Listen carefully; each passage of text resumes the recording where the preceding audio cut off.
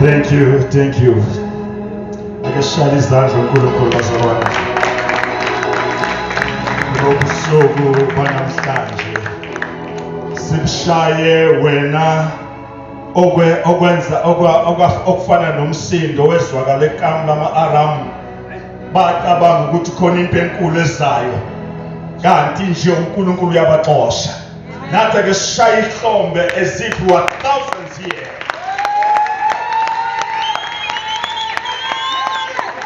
Hallelujah. Amen. Amen. Ngahlala phansi bazalwane. Muhle uNkulunkulu. Siyabonga kakhulu. Ngiyabonga kakhulu ukuthola leli thuba lokuba ngime phambi kwenu kulokhu kuhlwa kwanamhlanje kwi-last Sunday kaNovember esesingena enyangeni yokugcina ka-2022 okuyi-December time. Angithi sithi December bazalwane. I-December sebeqalile ukuyilungiselela i-December. Bayaphuma abakwasidlodlo bame empambanweni zemigwaqo ukuqapha abantu abangena kwi-December. Kodwa thina songena kwi-December angithi. Amen bazalwane. Ngoba we know ukuthi when the time of kulokuzana ku-December, we know ukuthi it's the time for us as Christians to celebrate the birth of Christ. So kuthina kukhona lokho, kukhona lo njabulo. Noma futhi kukhona le njabulo yokuthi sibonana nezihlobo eziningi eziqhamuka endaweni ezikude, kodwa ke futhi ke sijabulela ukuthi kunesikhathi sokuzalwa kwenkosi. Endaweni eziningi you'll start to hear Christmas carols celebrating the birth of Christ. You'll hear many sermons ekhuluma ngokuzalwa kwenkosi. Hallelujah. Ngoba wazalwa akekho ophikayo ukuthi wazalwa. Ayikho into mhlawumbe bangafika badideke la endabeni yokufa kaJesu, kodwa ekuzalweni kwakhe incwadi eziningi ziyakuveza ukuthi wazalwa. Haleluya. Wazalwa ngisho inkosi emlandweni wayo uHerod washo ukuthi kukhona indoda yazalwa, kukhona wesilisa owazalwa owaphazamisa umbuso wami. Ngoba makuza izinto zikaNkulunkulu uSathane uyanyakaza. Ikhona bazalwane. Uzama ngayo yonke indlela ukuvimba ukuthi okaNkulunkulu kungaphumeleli. Kodwa ngoba umdala wezinto kunamandla onke elakhe icebo lihlale liphumelela njalo. Asibonge bazalwane ukuba kulezi inkonzo bingelela abafundisi bami, bingelela undodakazi. Hallelujah. So Mr. Shigo Mfundisi, what the angel of the house? Nami nisho khona lawa ukuthi ngiyabingelela. Mfundisi Nelanga, Baba, Makaka, ngiyabonga kakhulu ukubanise lana abafundisi.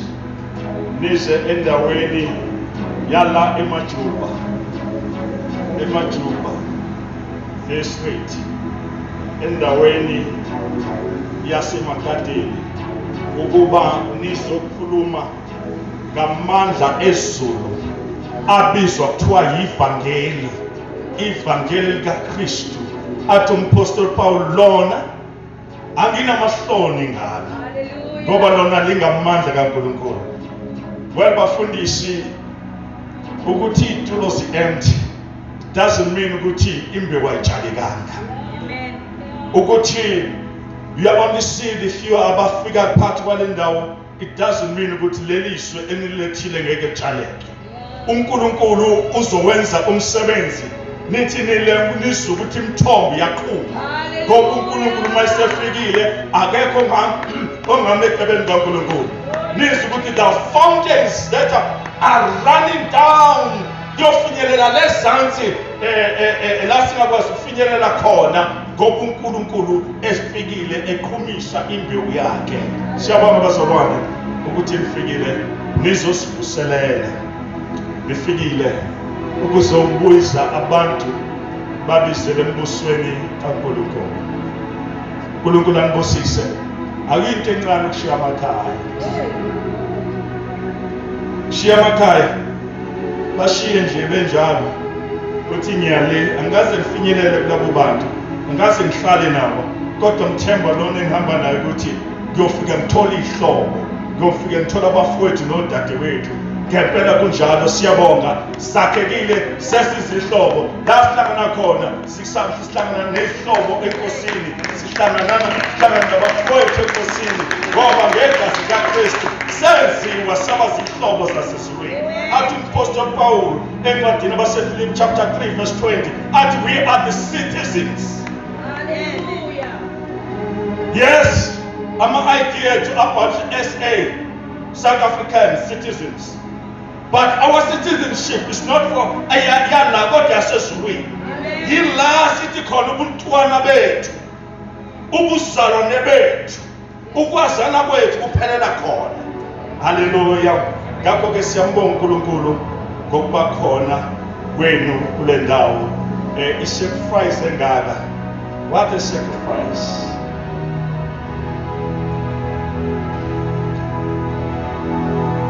Ama-challenges eniyeni abanawo before nifike la bengingabuyela emuva nithi lento lena yikho. Nayizolo ngiyabuza ukuthi kazi niye nadlula kanjani kulesi simo besikhona, ngoba lapho nami lapho kade ngikhona hayi bekunzima, imvula ishaya ngamandla kakhulu. Kwabonakala ukuthi ezinye izinto ziyastopa manje, asakwazi ukuqhubeka ngenxa yemvula. Ake ngitholile-ke i-report yokuthi cha iniphazamisile, kodwa noma kunjalo elakhe izwi lisaphilile. Haleluya. Noma kunjalo izwi lakhe lisaphilile and lizophila kuze kube phakade. Ngiyathanda nje bazalwane ukuba ngesibheke izwi lenkosi namhlanje kusihlwa sizokwazi ukuphindela emakhaya, siyolala silungiselela usuku lwakusasa, usuku lokuqala lweviki. Abanye basho njalo, abanye bathi asengolesibili lelo, akulona lokuqala, ngoba we are starting to count on Sunday. It's the first day of the week. Abanye bathi we are starting on Monday. We start on Monday to count the days of the week. So ngesiqala usuku lwangomsombuluko siye emsebenzini, siye endaweni eziningi, kodwa kesidlulelana bazalwane endaweni ebaluleke ngendlela emangalisayo, okuyona njongo enkulu yokuba sibe nalemvuselelo kule ndawo esikuyona. Encwadini kaMateyu isahluko esesine uverse number 12 to verse 17. Matthew chapter 4 verse 12 to verse 17. Wena amehla saphila kodwa ke ngoba sisebenza sonke embusweni wezulu. Haleluya. Sisebenza sonke. Ngizocela nje kwekhona ozongifundela lawo mavesi verse 12 to verse 17.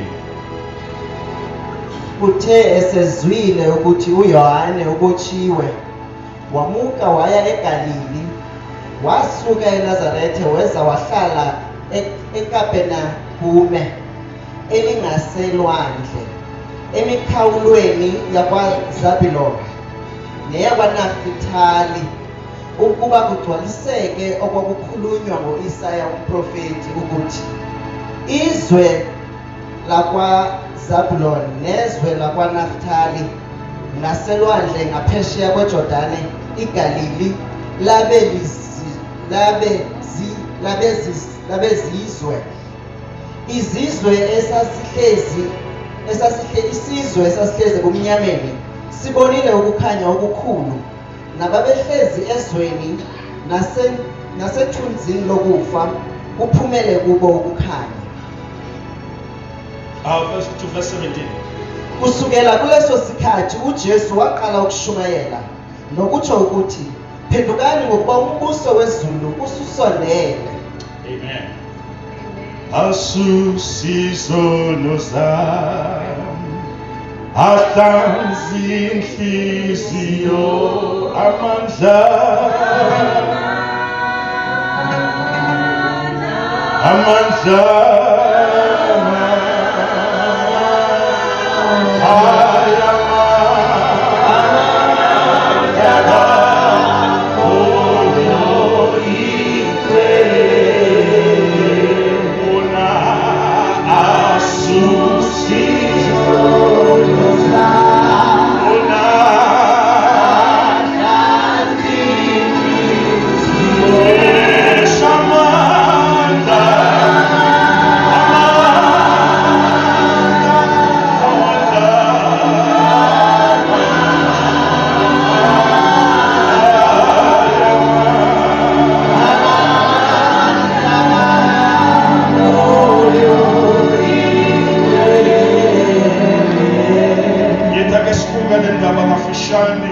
ethi zonke izinhlupheko zabantu emhlabeni zaxazululwa ngokufika kukaJesu. Zonke inhlupheko zabantu emhlabeni zaxazululwa ngokufika kaJesu. Haleluya. Hasusizono zami ahlanzekisiwe amandla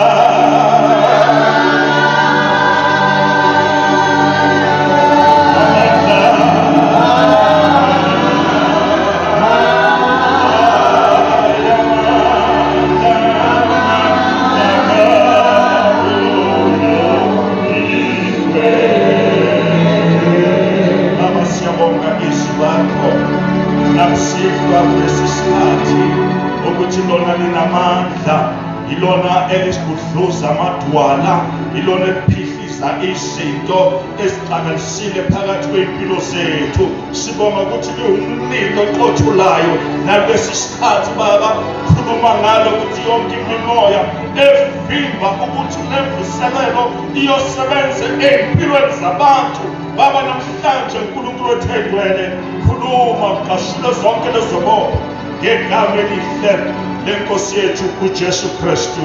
Amen. Bazalwane, uma ngikhuluma ngale ndaba namhlanje ukuthi zonke inhlupheko ezaziphethwe noma esasiphakathi kwazo, inhlupheko ezazigqilaza abantu, konke kwakufinyelela enyameni, okwakubamba ingqondo, kubamba umoya, kumbopha umuntu abopheke abesejele lempilo. Ukufika kwaJesu kwathulula lezo bopho. Ukufika kwaJesu kwasusa lokho kuhlupheka. Ukufika kwaJesu kwaletha ithembelisho, kwaletha ukukhululeka kwabantu empilweni zabo, bamazi uNkulunkulu njengenkosi nomsindisi. Ukwehlukana ngesikhathi uJesu efika, ufika abantu behlukene noNkulunkulu. Ufika abantu bekude noNkulunkulu. Ufika abantu bengamazi uNkulunkulu. Kodwa umhlabelele othi sasikude singamazi uJesu.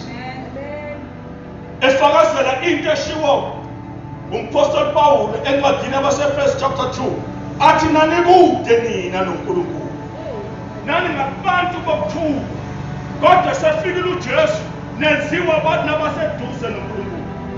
Ukufika kaJesu bazalwana wasithola sizitha noNkulunkulu. Amen. Wasithola sizitha noNkulunkulu. Wasithola singambheki uNkulunkulu. Wathola singamfuni uNkulunkulu. Kwayena uNkulunkulu wayesifulathela.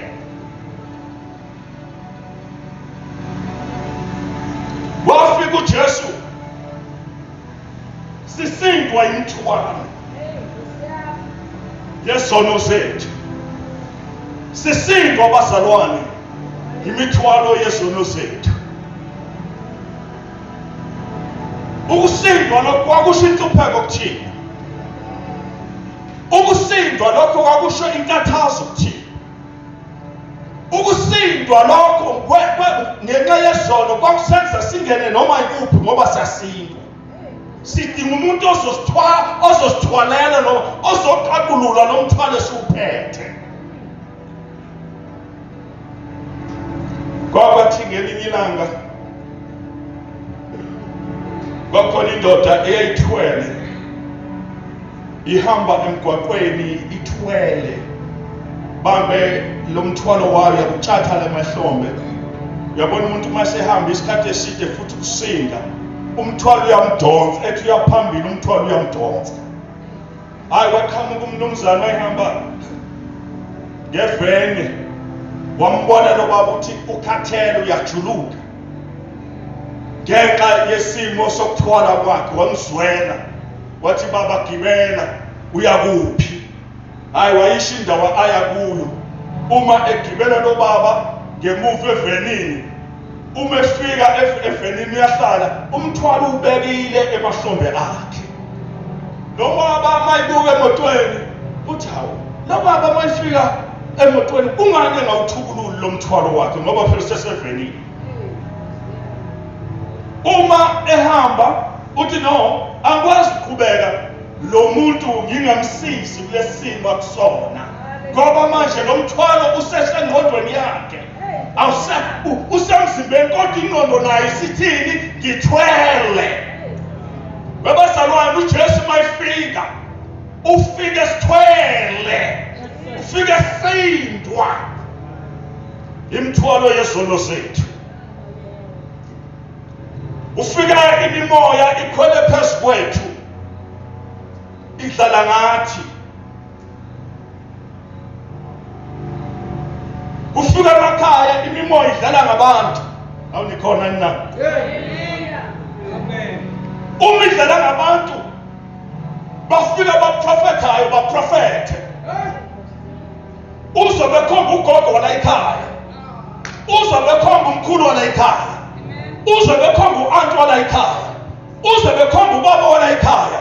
Imimoya idlala ngathi webazalwane. Ngikuzwe kahle, angisho ukuthi abantu abasemhlabeni, amina abadlule emhlabeni amadimoni. Cha, abawona amadimoni. Anikhona endlini.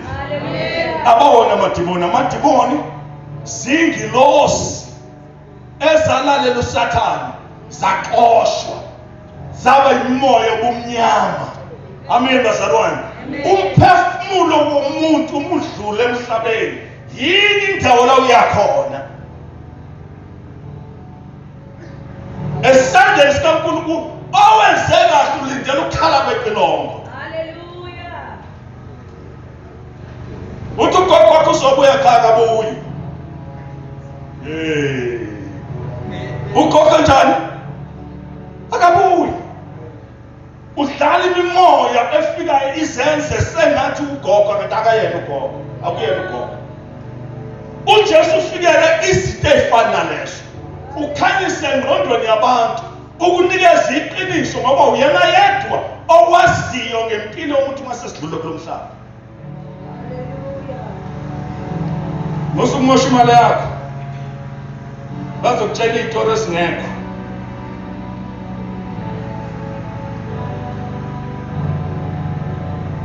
Umoya amadimoni ifikile yazenza izingilosi zokukhanya, zasinikeza amaphupho. Kwanikezwa amaphupho angithi, kwanikezwa iprofeto, wakholelwa izona. Into ezekayo empilweni yakho ukuthi nje uhlala unezikweletu noma usukhokhile noma usuwenzile lento izinto abathi zenze awuphumeleli. Nanonyaka kuyenzeka, nanonyaka kusazenzeka, nabantwana bakho bangemuva bazophinda bangene kuleso simo leso. Inhlupheko zethu ebesinazo, ukudideka kwethu ebesinakho, ukuthwala kwethu ebesinakho, ukufika kaJesu kwaletha ukukhululeka empilweni zethu. Yabona uJesu mayifika, ufika abantu benenzondo, ufika abantu bezigabisa, ufika abantu bezithwele, ayishintshe yonke lonto leyo. Enze umuntu abe nomuntu onenhliziyo ekhululekile, abe nomuntu okwazi ukuthanda abanye abantu ngoba sefika umajika zonke. Hallelujah. Yes, Lord. Fike singenakho ukukholwa, kodwa namhlanje sesingabakholwayo.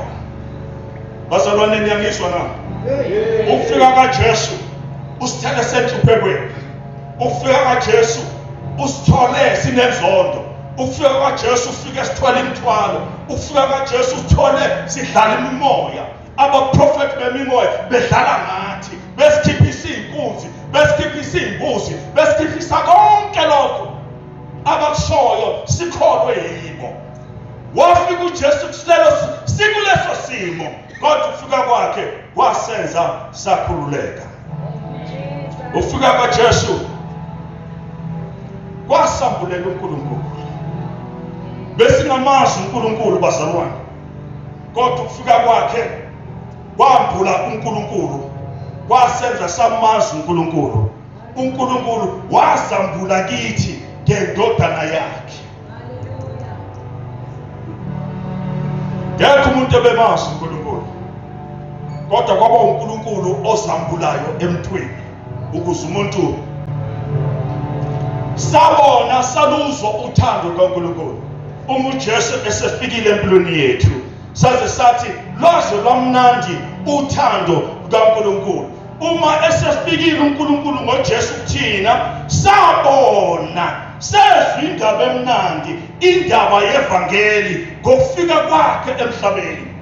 Uma sifunda encwadini kaLuka chapter 2 uverse 10, uma ingilosi imemezela ngokufika kwakhe ithi ngilethele izindaba ezimnandi zokuthokoza okukhulu okuzokuba kubantu bonke. Niyayithwala into bazalwane? Ithi ingilosi ngilethele indaba enjani? Ezimnandi, ezinjani futhi?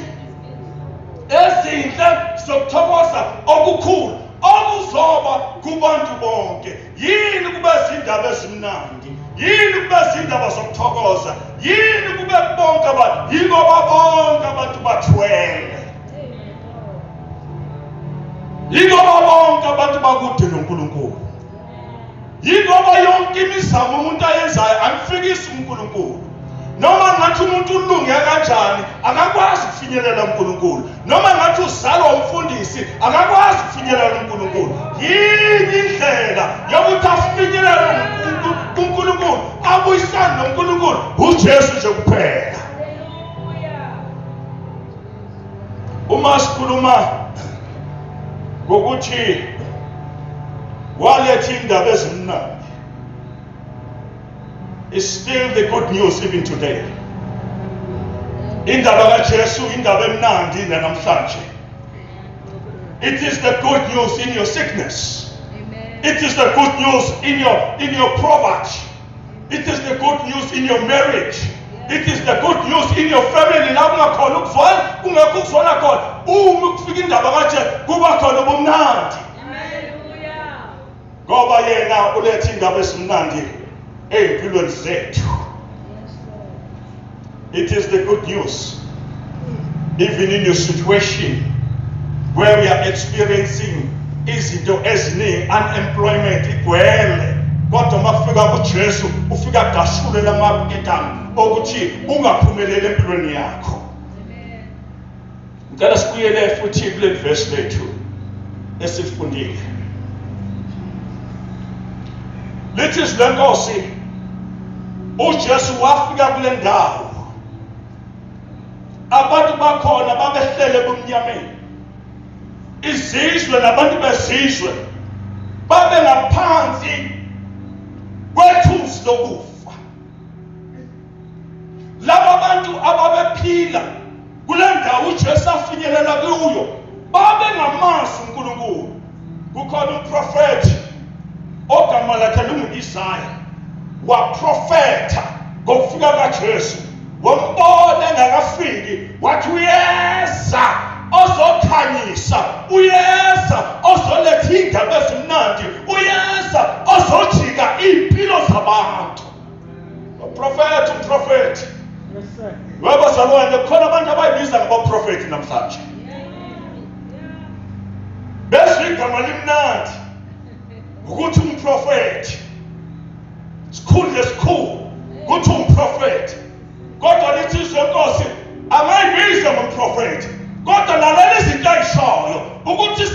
ngisho yini, siyafazeka yini. Hey, my God.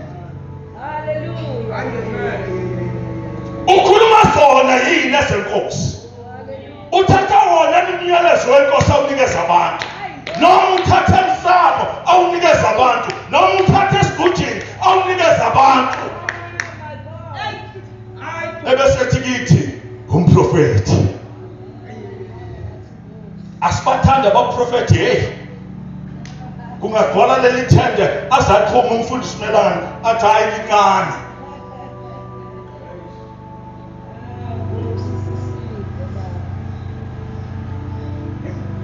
Kodwa umprofeti kaNkulunkulu ukhuluma okukaNkulunkulu. And ukhuluma impilo yenhlanzeko yokuthi umuntu abuyisane noNkulunkulu. Yabona igama ethi thus says the Lord. Akulona igama lokushiwa noma ubani. Ovuka noma ikuphi azothi uNkulunkulu uthi.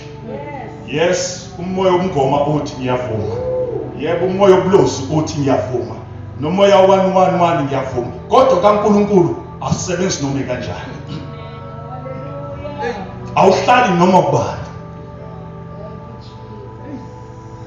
Akhathalekile ukuthi umuntu wenzimba ngalise ingakanani. Athumezweni. Sigijime singene emateksini siye kuyena. Umoya kaNkulunkulu uhlala kulo umntwana wakhe. Obuyisene naye. Isaiah mayiqala in chapter 6 ukhuluma ngale ndaba ukuthi wabona ubungcwele kaNkulunkulu. Wabona ethempelini, wabona ubungcwele kaNkulunkulu. Thema ibonile ubungcwele kaNkulunkulu, wasibona yena enjalo bazalwane engcolile.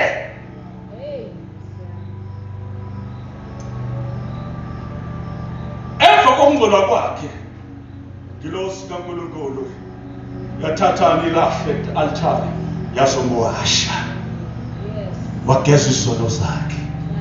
Emveni kokugezwa ngiyakuthuma bani na. Wathi Isaiah, I am available. And God is using a person who has a relationship with him. Who knows, who hears his voice. And uNkulunkulu use a person like that. Not umuntu omix izinto bazalwane. Athi izinto zikaNkulunkulu. And we like those people. Read chapter 18 Acts.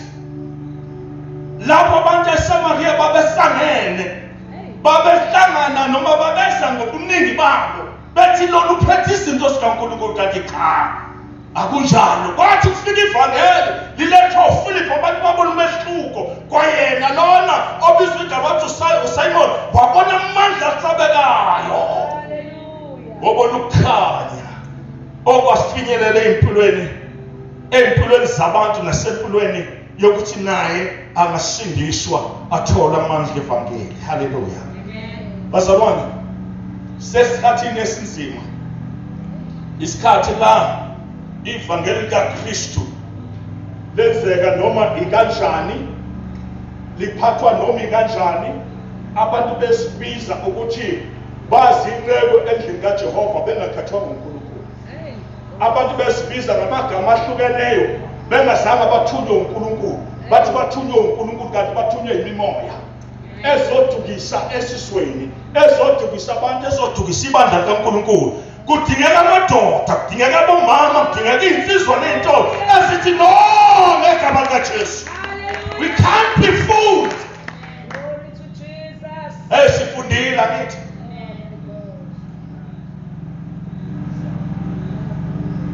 It doesn't need you to perform a miracle. Ukuzubonakala ukuthi umntwana kaNkulunkulu. The miracle that God did in your life is when He changed you, when He gave back to you. That is the miracle.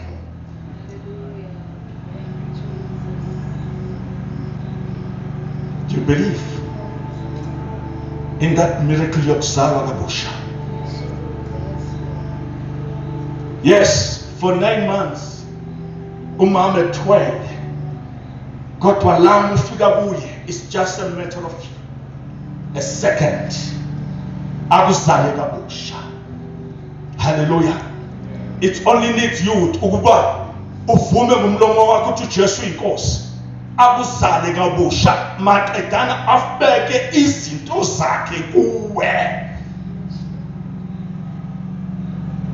Singasho ukuthi umprofeti ke lo kaNkulunkulu ngobani udlule endaweni okuyona yona. Nikhona bazalwane ethendeni.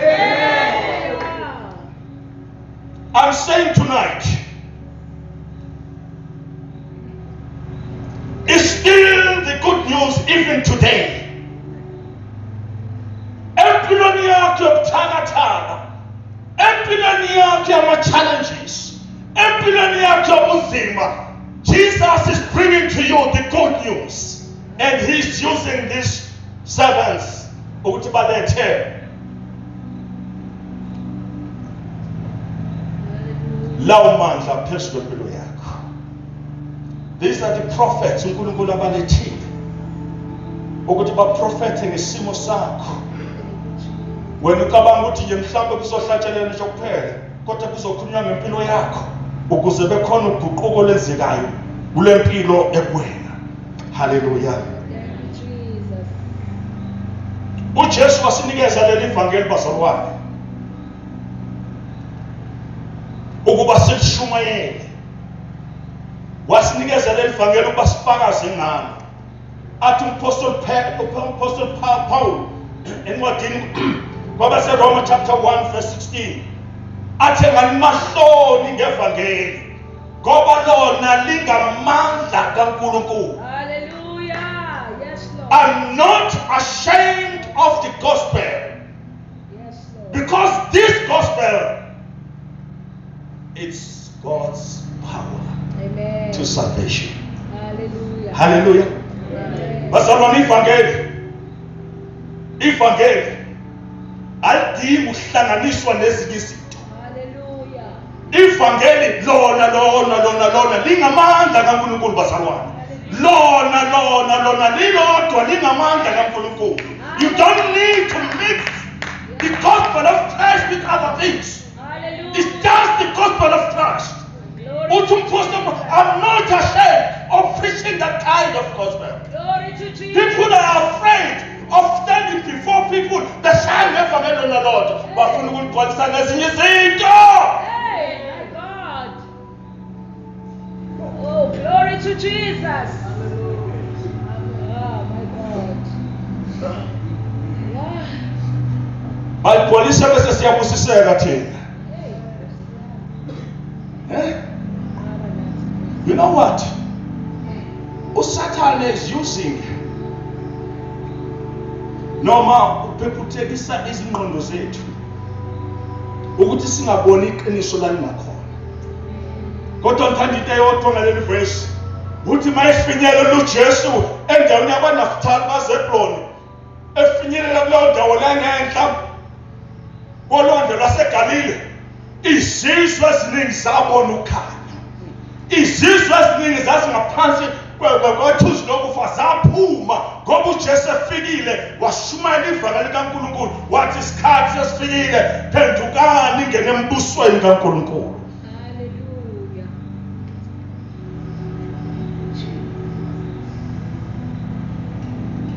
Uthi uma umprofeti yamthanda umprofeti Isaiah ngoba kukhulunywe ngaye engakafiki. Uthi Isaiah chapter 61 kungathi uzisho yena mfundisi makhakha uthi umoya wenkosi uphezu kwami ungqobile Yes. to preach this good news and mangishumayela ababoshiweyo bazokhululwa. Hallelujah. Izinhliziyo zabo zikhobozekile uNkulunkulu uzosilungisa isimo. Abagulayo bazophiliswa. Hallelujah. Prophet, my prophet, izwa lishilo fanele ligcwaliseke.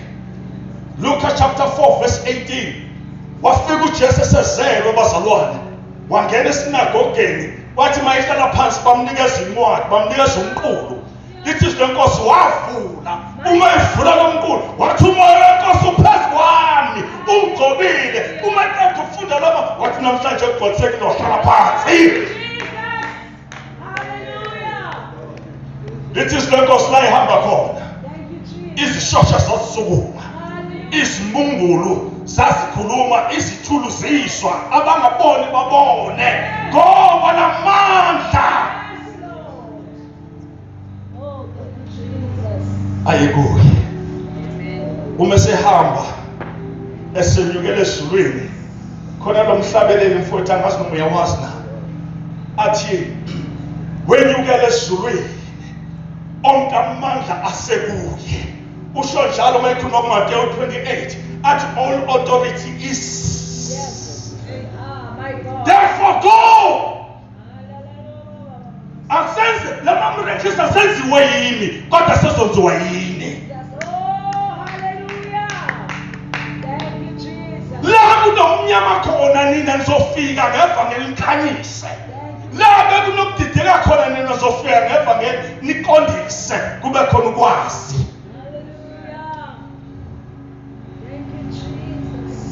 You don't need to go to Nigeria, bazalwane. Amen. We don't need to go somewhere. Ngapha. Ngeke ngisho umuntu usuke uye khona.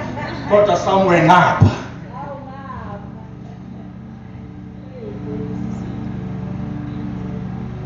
We don't need that kind of anointing. Thank you, Jesus. But when you believe in Him and have faith in His Son, all those miracles will follow you.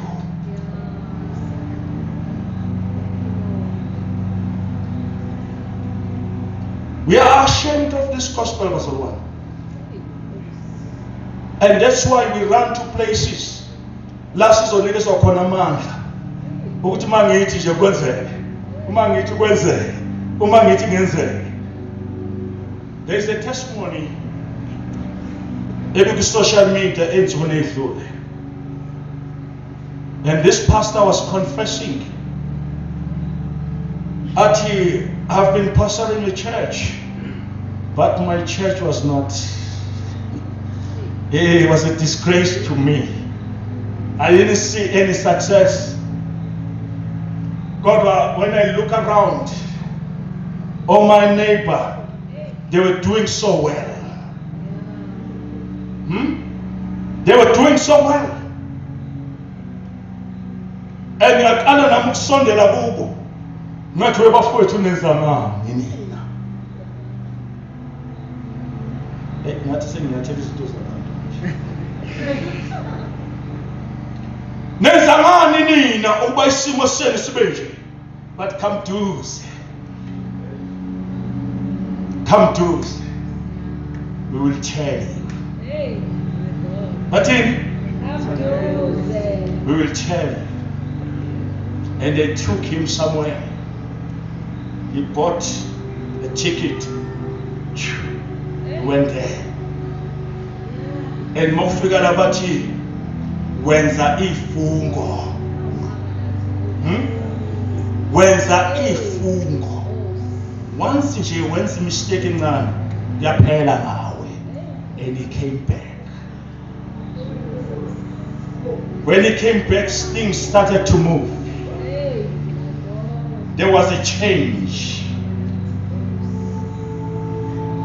After 10 people were attending the services, 10 times 10,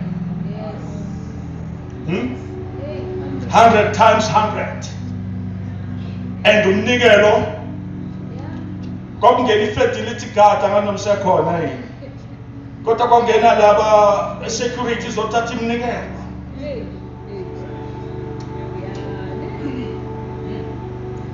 Every Sunday, kodwa kuye wayesigqila samandla obumnyama. Niyangizwa bazalwane? wayesigqila sani samandla obumnyama. All those miracles ayezenza were coming from the power of darkness. Hey, the God. And to people, they were, hey, bashaya izandla bathi, yes, pastor. But basho kwidemon elikhulu elenza ummangaliso.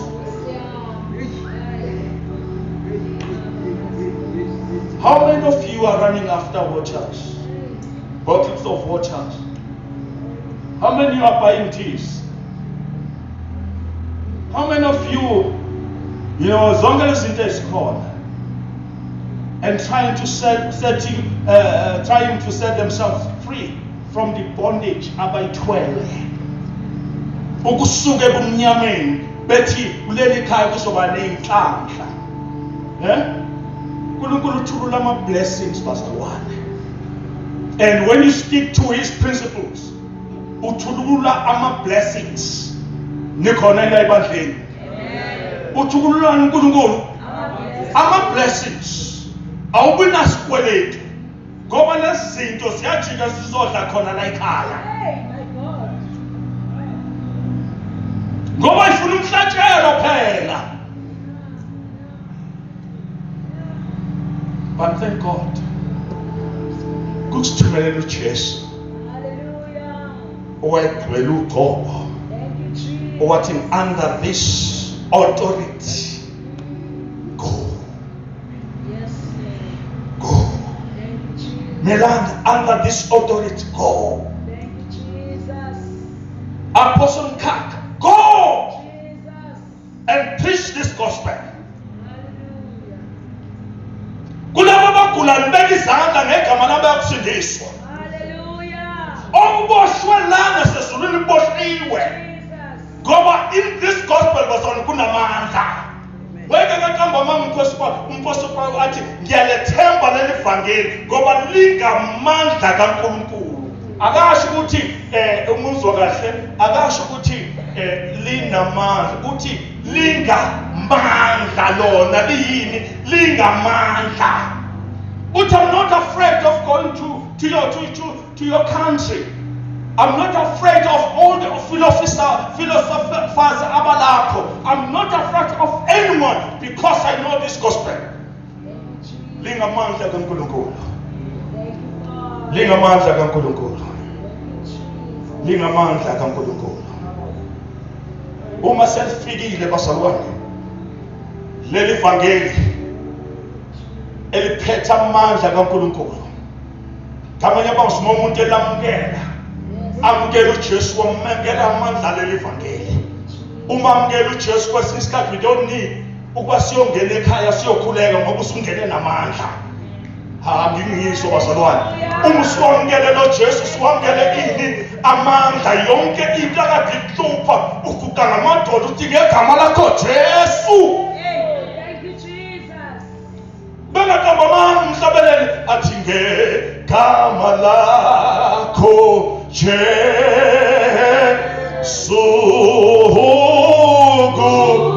kukaphansi kudusa ubukhosi, kudusa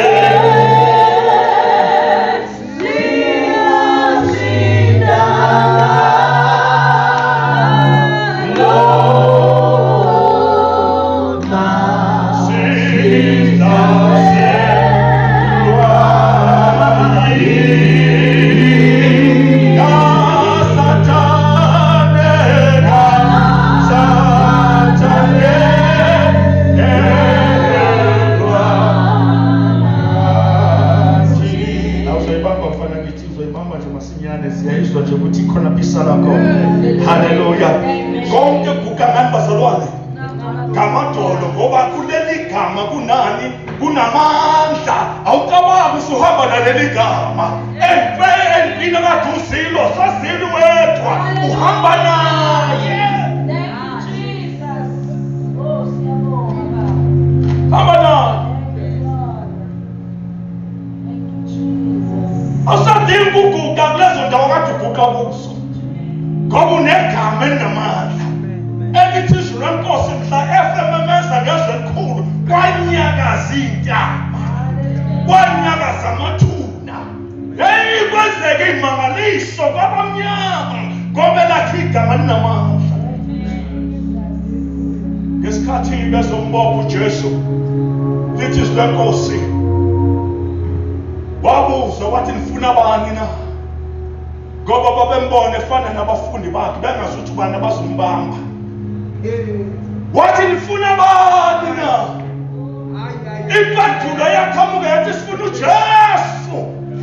The moment besho njalo bashayela phansi bakinwa yini ukumemeza leli gama ngoba leli gama lijalo lifutha umlilo obazalwane.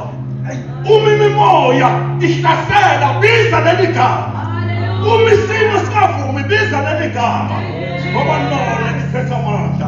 Athi yena esandleni sami nginaso iselithulela la kuvalwe khona. Ngiyavuma khona izinto empilweni yakho eziqalekile ungayidelela levuselele ukuthi hayi ngathi ayiphethe lutho kwami, kodwa let me tell you tonight ukuthi lo Jesu ophakanyiswayo uphethe zonke izitho la kuvalwe khona empilweni yakho. Enze njani? Uyavula uzovula namhlanje kweyakho impilo ubona izinto ezintsha zenzeka unyaka usiyophela ngoba lakho igama linamandla. La kuvulwe khona uyavala akekho futhi angabe uyavule ngoba lakho igama linamandla.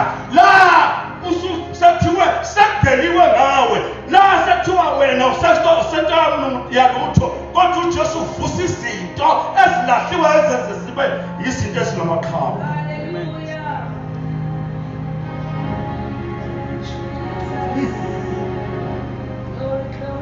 Madini kaThimotheo wokuqala sahluko sesibili verse 5. Cela umfundele mfowethu bese siyakhuleka.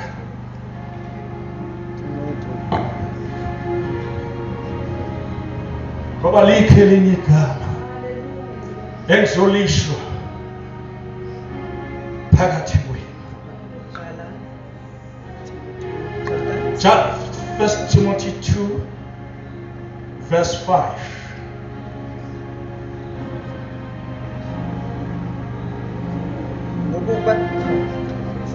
Ngokuba munye uNkulunkulu, munye nomlamleli phakathi kukaNkulunkulu nabantu, umuntu uKristu uJesu. Awuphinde baba. Ngokuba munye uNkulunkulu, munye nomlamleli phakathi kukaNkulunkulu nabantu, umuntu uKristu uJesu. Munye ubani uNkulunkulu. Bangakhonjwa ngapha nangapha munye uNkulunkulu. Okwesibili munye ubani? There's only one mediator, and that mediator is Christ Jesus. Uye kuphela umuntu omdinga empilweni yakho, ongakumele indabeni zakho, ongakumele phambi kwamakhosi akhona kulomhlaba, ongakumele naphambi kwaNkulunkulu, akekho omunye uKristu Jesu. Owamumbuzo uthi namhlanje unaye yini lo mmeli? Unaye yini lo mmeli? Uma unaye ungabe uyamenza yini inkosi nomsindisi empilweni yakho? Kulaba bamaziyo bayamazi ukuthi esimeni zonke uyayijika indlela. Uthi mina ukufika kwami emhlabeni angizange ngikuzobulala, angizange ngokuchitha, angizange ngizomtshontsha njengesela, ngoba isela idimoni elifikayo, le mimoya efikayo ifuna ukutshontsha ingcebo yakho ukhoze ngayo usathane. Funa ukushintsha lesi simo sokuthula ekhaya kube nesiyana bese bethi kukhona into engenziwanga.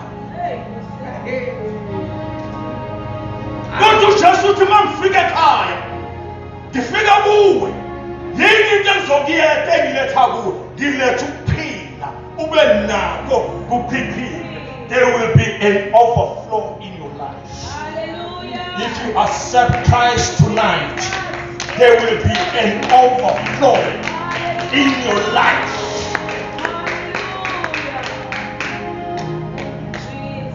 How do you call it, Pastor One? You understand an overflow? The overflow is there's nothing as a crossala. There's nothing as a welela iyenane. Bonke abantu bafike bame ngoba kunani kune overflow. There will be an overflow in your life. There will be change in your life. Hallelujah. There will be protection in your family. There will be you know, yumangala ngezinto uNkulunkulu azokwenzela zona because here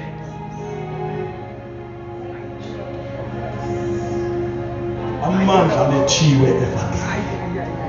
If you believe ukuthi khona izinto uNkulunkulu angayishintsha empilweni yakho, if you want to experience this as overflow, I want to pray with you tonight.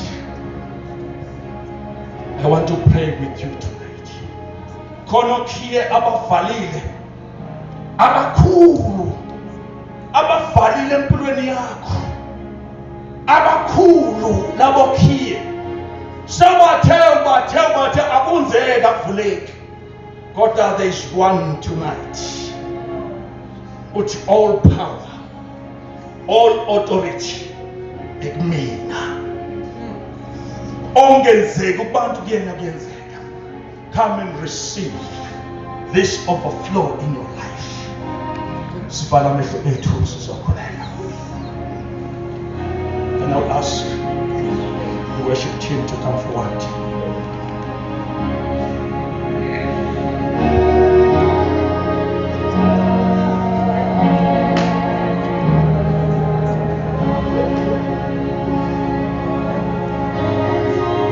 Akukho into ozoyiphatha kuyele nayo ekhaya engiphethe la. Futhi angikaze ngiyiphathe empilweni yami. Kodwa ngemuva kunama testimonies amaningi ngalokho uNkulunkulu akwenza kulaba abakholwa izwi lakhe. Dedela nje konke uthi Nkosi, namhlanje ngiza kuwe. Ngithwele inhlupheko emahlombe ami, ngithwele umthwalo emahlombe ami, ngithwele usize emoyeni wami. Ayi, uyayiqeda usize. Othulula inhliziyo yakhe kuye, uyashintsha. Alethe impendulo ezenza umuntu adumadume, sengathi ufana nethola sandokuzalwa. Ngoba uNkulunkulu mayesefile ziyajikisa. There will be a turnaround as you put in your life tonight. If you say, I surrender to you, Lord. Kwesinye isikhathi umuntu ongafuni uyabona ukuzinikela ngokuphelele kuNkulunkulu. Kube khona elinye iside eligodlayo athi uNkulunkulu angifusisi masekujile. Kodwa umuzwa kuye namhlanje othi that power uNkulunkulu owayiveza kulo muzi kule ndawo abantu ukufa babe phansi kwaThixo kwavela ukukhanya. Yakudinga empilweni yami namhlanje.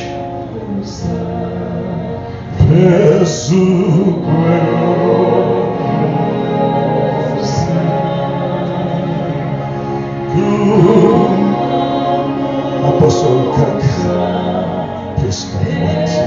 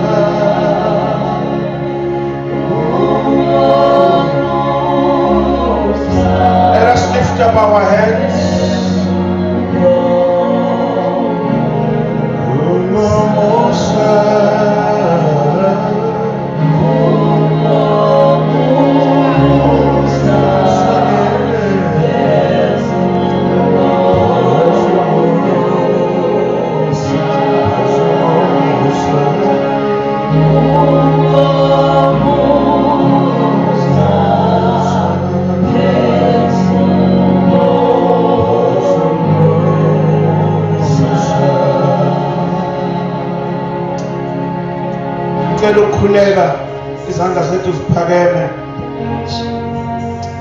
Baba entambama naba bantwana bakho. Nkulunkulu namandla onke, Baba siphumile emakhaya. Baba seza etendeni, mighty Redeemer, trusting you. That Heavenly Father, you're gonna deliver your people. Mighty God, trusting you. That mighty God, uzobantabula. Nkulunkulu namandla onke abantwana bakho nasentambama. Baba naba bantwana bakho bezile.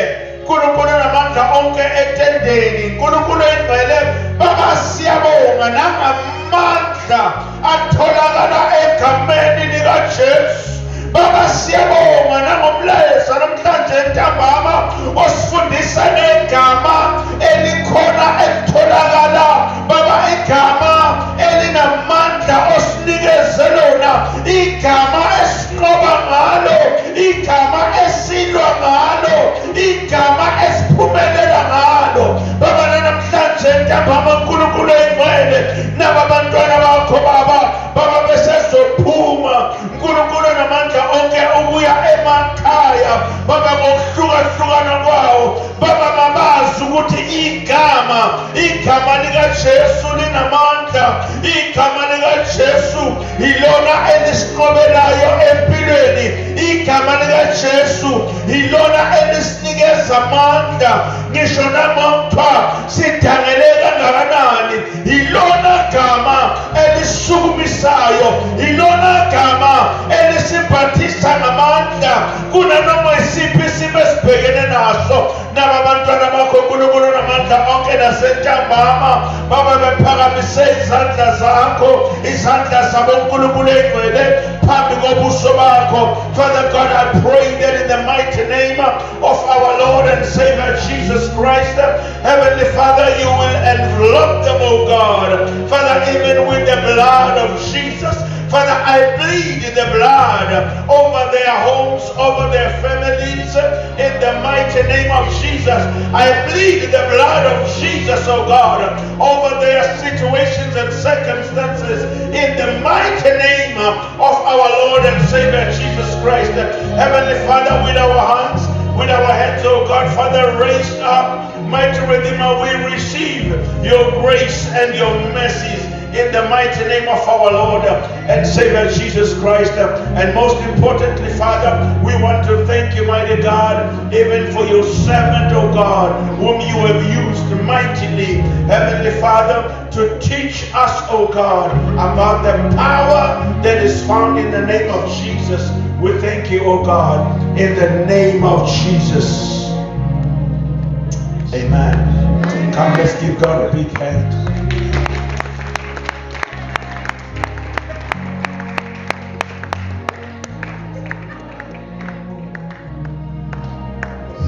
Siyabonga kakhulu, ngicela sishayelele my dad. He's my dad, you guys. Ngicela sishayelele Rev J.Langa Lingamandla kakhulu. Yes, you can do better than that. Hallelujah. I'm so blessed to be mentored by such an amazing man of God who is full of wisdom. I love him so much. Thank you, Daddy. I'm out of words. For the first time, I'm out of words. I'm just so humbled by your love, by your support, by your prayers. You are my hero. I've never said this before, but you are my hero, you know. Nazarwane, ngicela shayele umfundisi uMakhakhe Israel. Thank you so much. Let's appreciate the visionary, apostle, evangelist Melanie. Ngicela ushayele mhlombe enkulu.